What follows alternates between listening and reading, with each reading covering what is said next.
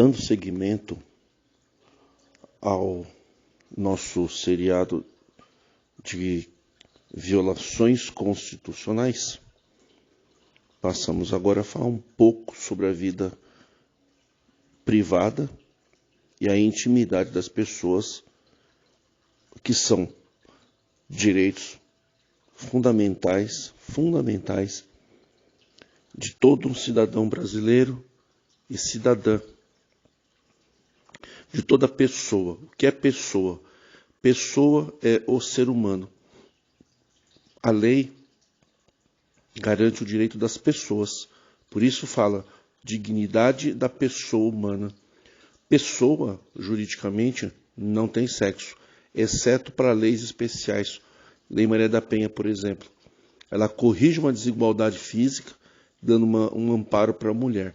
A lei só pode tratar de forma desigual as pessoas quando é para levar à igualdade. Nenhuma lei pode gerar desigualdade. Ela tem que ter um tratamento desigual para levar à igualdade. Já foi falado isso no vídeo anterior.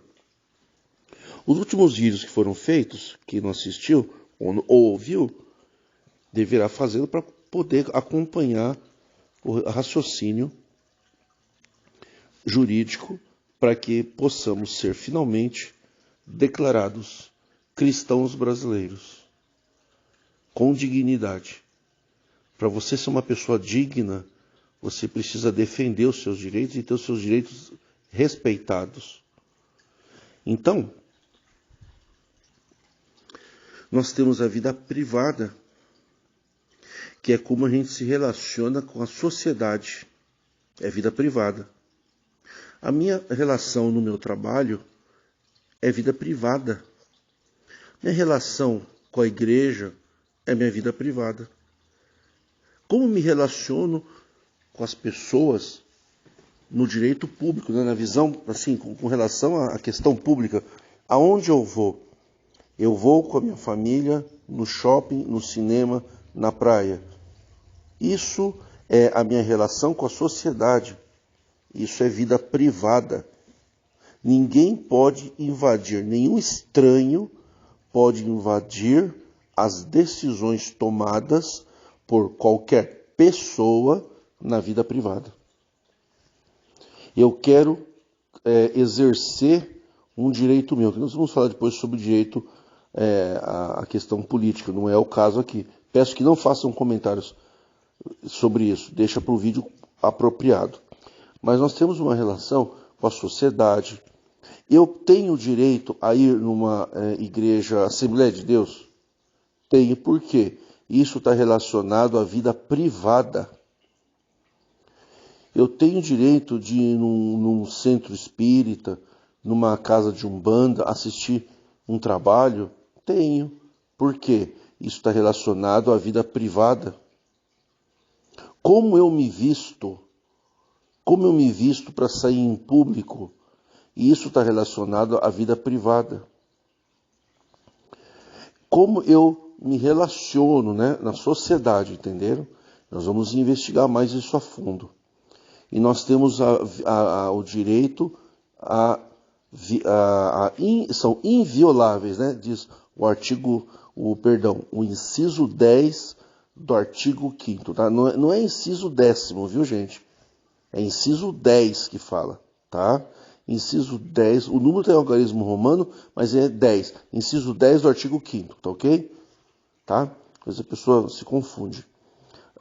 São invioláveis o direito à intimidade e à vida privada. A imagem, a honra e mais alguns que eu vou depois citar nos próximos vídeos. Mas vamos falar hoje, nós estamos falando um pouco da vida privada, mas vamos falar mais da vida íntima. O que é a relação da vida, a inviolabilidade da intimidade? É que é inviolável a minha relação que eu tenho dentro da minha família. A vida íntima, pessoal, está relacionado não só à intimidade sexual, mas ela está relacionado à vida íntima interfamiliar. Como eu me relaciono com meu pai, com a minha mãe, com a minha esposa, com meu marido, com meus filhos. Como eu me relaciono com quem eu estou casando. Por exemplo, eu vou casar com um homem. É um relacionamento homossexual. Isso está relacionado à vida íntima. Por quê? Tem a ver com família.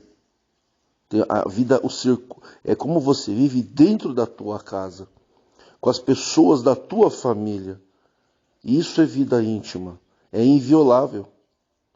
A Constituição garante, nenhum presidente, governador, polícia, autoridade pública pode violar as decisões que eu tomo na vida íntima.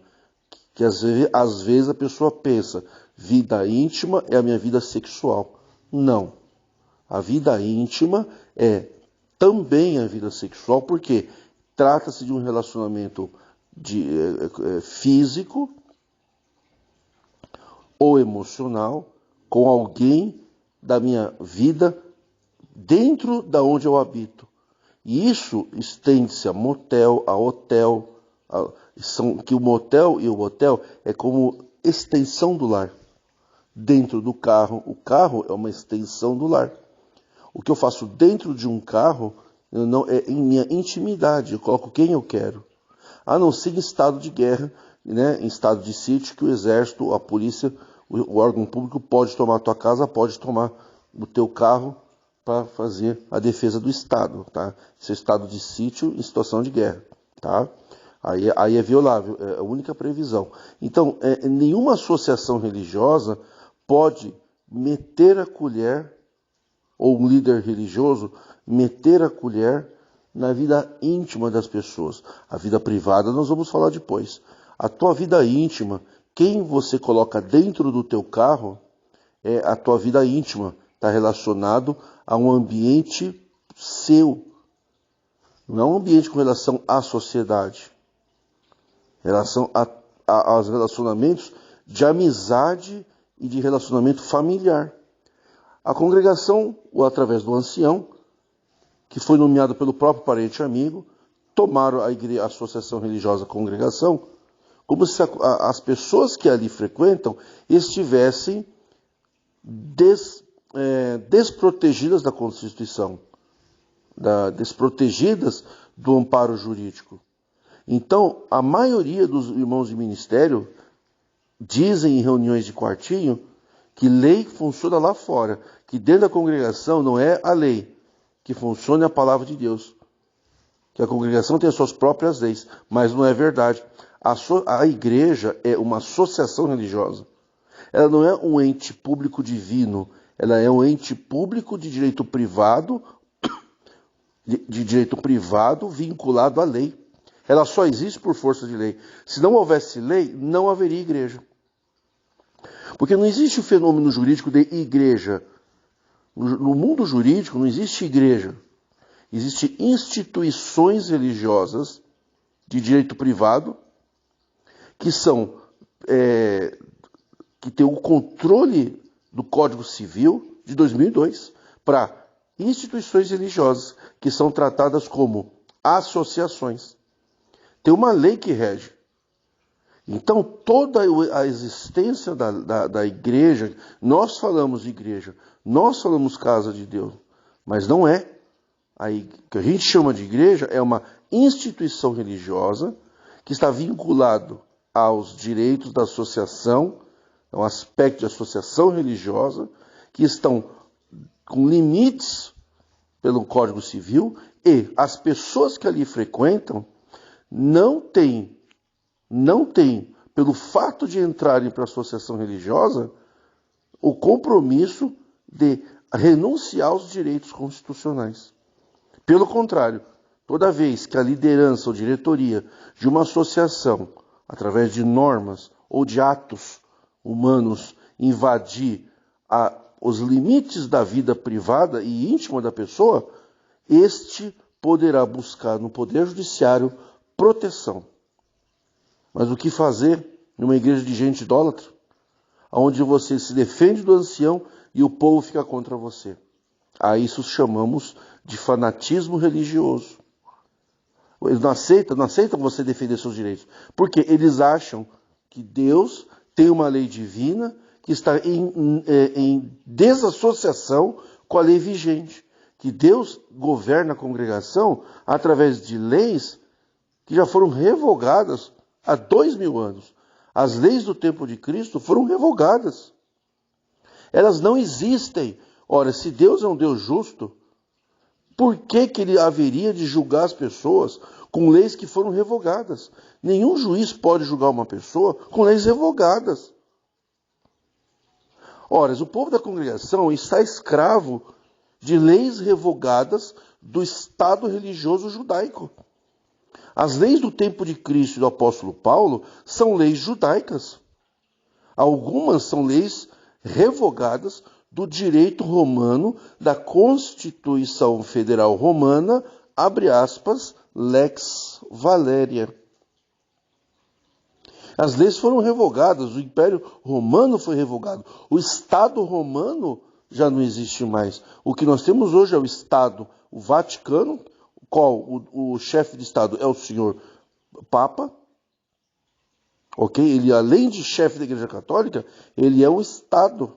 E a Itália, nós temos o país Itália, mas não tem mais o Império de Roma. Hoje Roma é tão somente uma cidade, né, escolhida pelo Braz para investir milhões de novos terrenos que estão fazendo tudo camuflado, que virá à tona em breve. Roma hoje seria uma rota de fuga para o Ministério do Braz. Estão construindo coisas absurdas lá em Roma. É só isso. É só um orgulho de quem mora lá. Quem vive lá em Roma, eu sou romano. Não tem problema, nenhum vínculo com o apóstolo Paulo. Porque são estados aniquilados. O Estado de Roma não existe.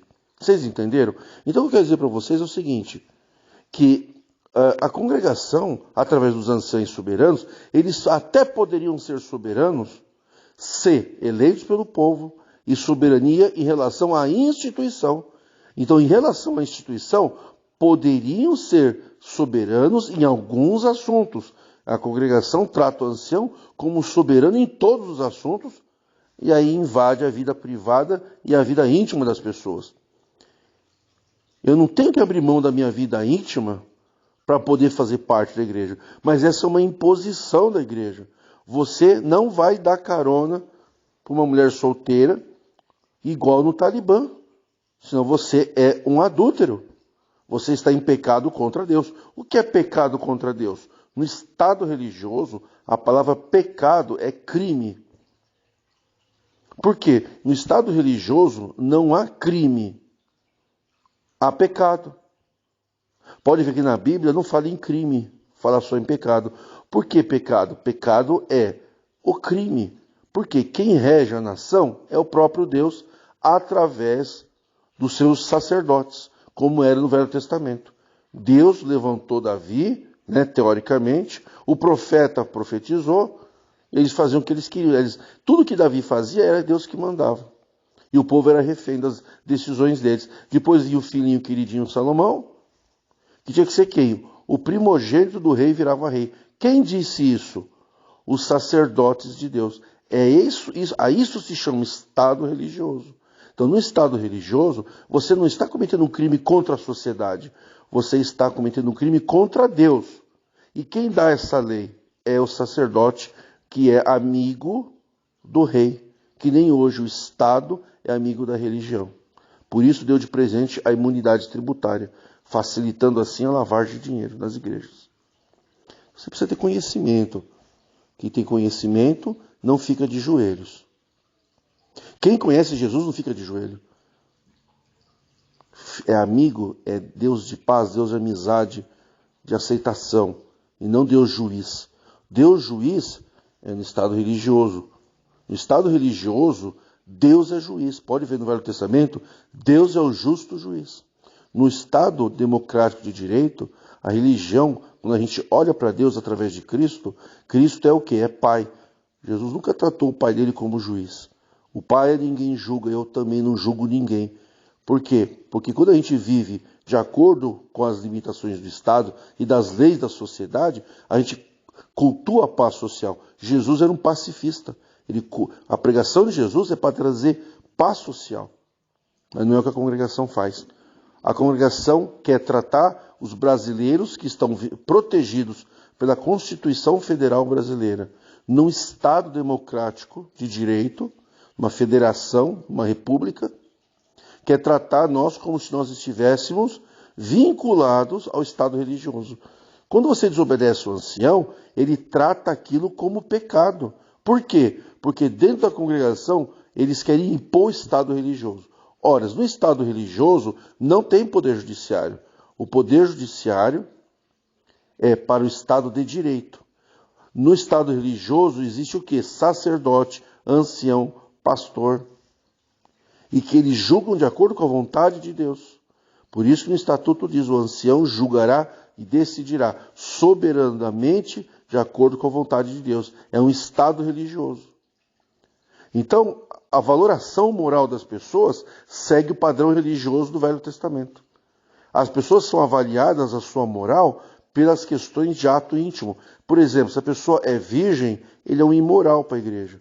Se ele não é virgem para casar. Na Bíblia também era assim. Era o Estado religioso. Então, não é? E era pecado, tá? Era conduzido à pena de morte. Na religião hoje, eles não podem aplicar pena de morte. Mas se pudesse, eles matariam. Homossexuais, pessoas que não têm mais virgindade para casar. Então, quando você desobedece o ancião, você está na vigência, na mente deles, né? Na mente louca deles, no delírio deles, você está pecando contra Deus. Por quê? Porque eles são a voz de Deus. Então, eles não conseguem respeitar o direito das pessoas. Eles violam o direito constitucional, que para eles não existe direito constitucional. Para o ancião, eles falam, a lei fica lá fora, aqui dentro é a lei de Deus. Por quê? Porque a vida dentro da congregação é uma vida pré-medieval, Estado religioso, que nem no Irã, que nem na Coreia do Norte, onde o Deus é o próprio Ping Jing Yang lá. Entenderam? Aonde tem o quê? O ditador. Que nem Davi. Davi era um rei, mas era um ditador. Em nome de Deus, claro. O sacerdote na igreja que quer violar o direito constitucional, ele quer ser um ditador, um Messias enviado por Deus para a vida do Estado religioso. O povo da congregação está vivendo debaixo do Estado religioso. Quando alguém luta por um direito do Estado civil ou um direito constitucional, ele é plenamente ignorado. Simplificando, o direito a casar virgem ou não, ele é uma relação minha com intimidade em relação ao namorado, à namorada, ao noivado e ao casamento. Eu tenho ou não relação sexual antes de assinar um contrato civil, se eu quero e se eu não quero. Não é uma imposição da lei, mas é uma imposição do Estado religioso mosaico. No Estado religioso mosaico tem que casar virgem. Jesus Cristo nunca mandou casar virgem. Isso que é interessante. Por quê? Porque Jesus Cristo já sabia que a vida em sociedade requer obediência a leis diversas, temporais e de cultura. O mandamento de Jesus serve para qualquer cultura e qualquer tempo. Amai-vos uns aos outros. Não julgar o próximo e não julgar, ver o defeito dos outros, curar do teu defeito. Isso serve em qualquer tempo e qualquer cultura. São mandamentos universais atemporais. Então Jesus nunca interferiu contra a lei. Então, quando você está obedecendo o ancião, coisa que está em contradição com o direito constitucional, você está abrindo mão da sua dignidade como cidadão brasileiro para viver, se tornar um israelita de fato. Não de direito você é brasileiro, mas de fato você simula que você é um israelita que está obedecendo Moisés.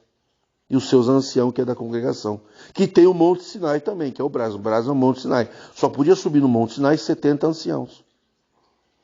Vocês entenderam? A estrutura do Brás dos anciãos mais velhos é a mesma do Monte Sinai de Moisés. Onde só subia os anciãos com Moisés. E até uma certa parte. Eles comiam com Deus, viam Deus, conversavam normalmente. Está escrito, e viram o Deus de Israel, comeram e beberam. Eles comiam e bebiam com Deus ali no Monte Sinai e viam Deus lá normalmente. Por isso tem muitas teorias que dizem que Jeová era só um gigante que vivia atrás da montanha. Tem teorias que falam isso, né? Que é um Nephilim. Entenderam? Tá? Então, não era Deus. Aliás, tem desenhos nas pirâmides, onde o faraó, ele tem sentado, ele é mais alto que todo o salão. O salão é da altura do faraó. Então, as pessoas vinham servir faraó, elas estavam abaixo do joelho do faraó sentado, porque o faraó era um gigante. Então você deve estudar, que são os Néfilins. Eles eram tratados como faraós, e uns eram chamados até de deuses. Então vocês têm que tomar muito cuidado, gente, para ficar acreditando em coisas que vocês não têm acesso. O que nós temos acesso é a Constituição Federal Brasileira. Ninguém tem o direito de dizer se você deve casar virgem ou não. Ninguém tem o direito de dizer se você deve ficar casado com uma pessoa até que a morte o separa. Por quê? Isso não existe no ordenamento jurídico. O ordenamento nosso contrato de casamento é tão somente um contrato para decisão de bens e direitos. O papel, o casamento é um contrato para definir bens. Papel não define sentimento. Eu não preciso de um papel para ter relação sexual. A minha relação sexual, ela não deriva de um papel assinado. Eu não preciso ter um contrato assinado para passar a ter direitos sexuais de ambas as partes.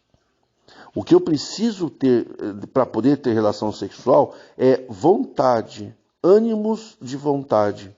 Eu quero e a mulher quer. Se uma das partes não quer, ou não tem capacidade de resistir, como menores, pessoas com dificuldades mentais, aí se torna crime de violação sexual, que é o crime de estupro. Então, para eu ter uma relação sexual, isso não gera direitos, a não ser que gere o quê? O filho. Mas para eu ter que pagar a pensão, eu também não preciso ser casado. O direito a alimentos, ele não decorre dos pais ser casados, ele decorre de pais biológicos. Se eu sou pai, casado ou não, eu tenho que pagar a pensão. Então, para eu ter relação sexual, eu não preciso assinar nenhum termo de compromisso.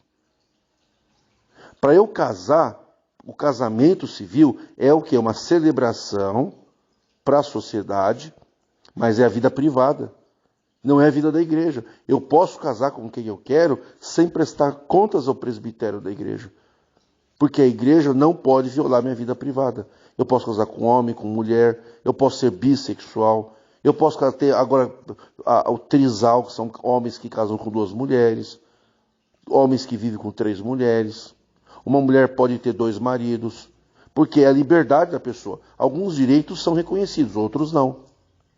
Mas hoje já temos o fenômeno jurídico do poliamor. Já tem estados onde o homem pode ter 2 esposas. Por quê? É a cultura e a sociedade que está buscando isso. É a liberdade, a dignidade das pessoas. Mas a Bíblia não pode, então. É aí que está o conflito. Nós não temos que deixar de ser brasileiro para aceitar Jesus. Por isso que é melhor aceitar Jesus em casa, pela fé no coração. Jesus já previa isso. Que a igreja sacerdotal templária, ela quer o quê? Quer governar a vida das pessoas, colocando as pessoas em estado religioso, em vigência de estado religioso. Então você tem que entender que quando você vai para a congregação, você está abrindo mão dos seus direitos para se tornar uma figura fictícia de um membro israelita bíblico, vivendo debaixo da vontade de homens que disseram que Deus levantou eles e os parentes e os amigos, empresários, para governar a tua vida no estado religioso. É por isso que eles não obedecem às leis. Eles não prestam conta de dinheiro, entendeu? Eles não prestam conta, eles vivem como sacerdotes e reis do Velho Testamento. Eles não querem saber dos seus direitos. Não tinha direito administrativo no tempo de Davi. O direito civil começou com Napoleão Bonaparte, que escreveu um dos primeiros códigos civis, e penal, comercial. É pouco tempo que nós temos a advocacia e os direitos. Porque o Estado fazia o que queria. Os governantes, como eram colocados por Deus, faziam o que queria nas pessoas. Hoje não, nós temos o freio, que é o direito administrativo e constitucional para proteger o cidadão dos abusos das autoridades. E hoje a igreja não está ligada mais com o Estado.